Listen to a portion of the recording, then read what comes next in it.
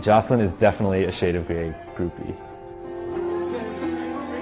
I play guitar in Shade of Grey, which is an 80s and 90s rock cover band. We play in clubs all around the city. I met Jocelyn at the University of Virginia when she was in medical school and I was in law school. We immediately connected on our first date through music.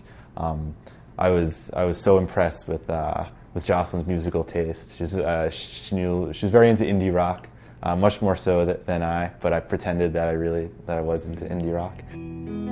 I think he was trying to impress me by saying he was a musician or played the guitar, and I told him that I also play guitar and that I also like music. I just immediately said to myself, this is a very, very cool girl. We met in 2005.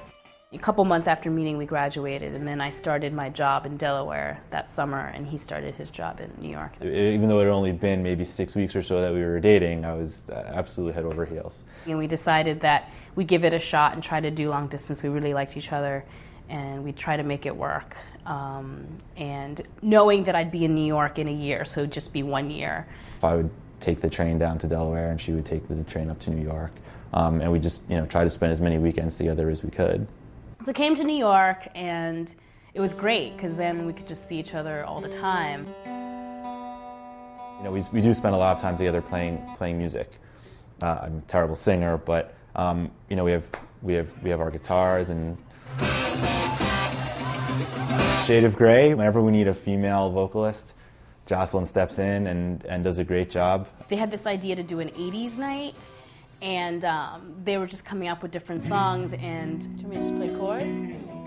Oh, no. I know the chords to that. She sang the duet, Nothing's Gonna Stop Us Now by Starship from the classic 80s movie Mannequin.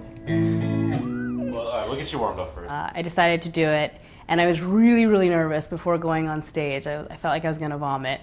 But then once I was up there, I immediately became relaxed. It was this thing that happened, and I had so much fun, and I just kind of got into it.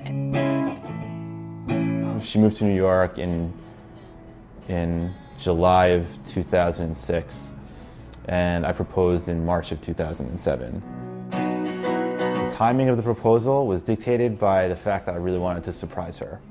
We had discussions about getting engaged by the end of 2007.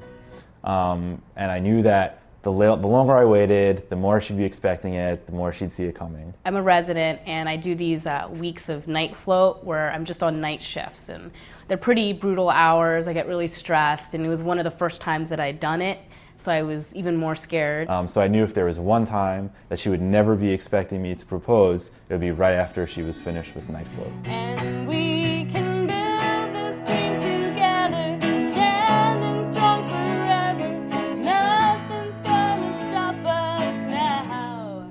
So on March 3rd, 2007, it was a Saturday morning. I was waiting for her in her apartment. So I was a little surprised, but I don't know, I was too tired to really think about it. And he had this bouquet of roses with him. And I got down on one knee and proposed. And I don't know if she knew exactly what was going on, because she was probably so delirious from not having really slept in a week.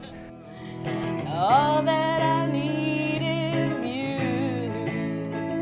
And then everything's in slow motion, and then I see the ring, and I'm like, oh, you're proposing. And then I finally got it, and I was really excited.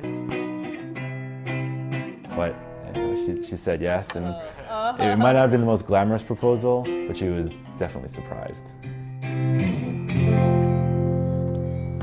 Well done. Yes. Good job. Yes. Just like the Shade of Grey. I know.